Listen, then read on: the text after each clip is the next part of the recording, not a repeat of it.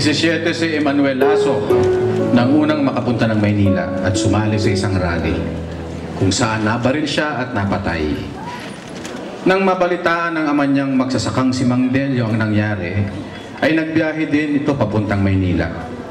In-interview ni Ricky si Mang Delio ilang araw matapos ang insidente. Ang mahabang marcha ni Manuel Lazo. Reportage. Lumapit si Mang Delio sa bangkay ng anak.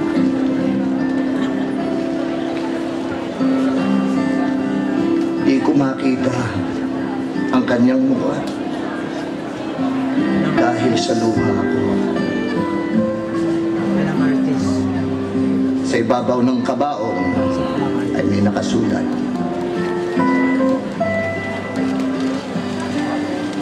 Sa bawat paglubog ng araw ay may pumapanaw.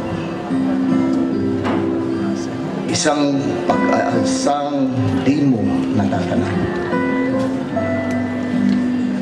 Sa muling pagsikat nito'y kumilos ka. Taglay mo ang isang bagong pag-asa. Mabuhay ka, Kamani.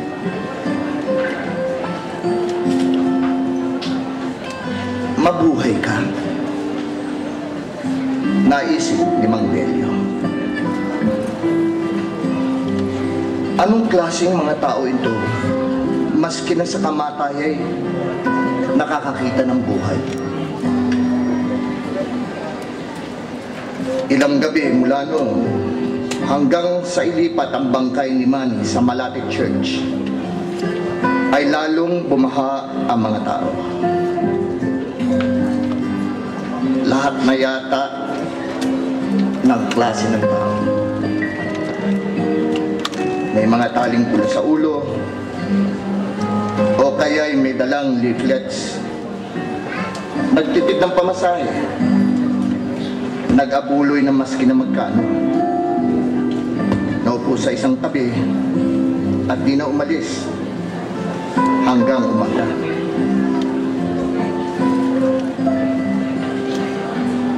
Ang importante hindi kung paano namatay si Kamani. Sabi ng isang nagtalumpati. Ang importante kung paano siya nabuhay.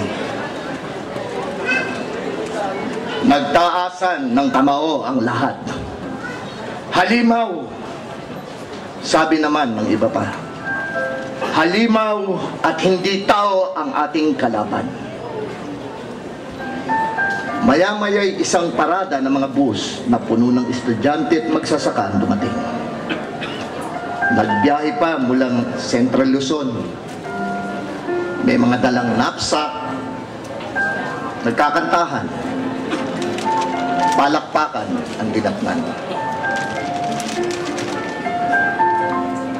Ang mga bagong dating, ang di magtatagal ng hating gabi na'y kumpul-kumpul na nakatalukmong makakatulog sa pasilyo ng simbahan o kaya sa damuhan. Inuna ng knapsack, nakatulugan ng binabasang leaflet. Ang ilang gising pa'y nagluluto ng kakainin kinaumagahan. O kaya'y naghahanda ng mga dadalhing streamers sa funeral march. Pinagmamasdan ko silang lahat. Ani Mang Delio. Nakaupo sa tabi ng kabaong ng anak. Para silang mga dyaryo. Binabasa ko ang idinidikta ng mga puso nila. Nilapitan siya ng iba. Kinamayan. Bayani daw ang anak niya.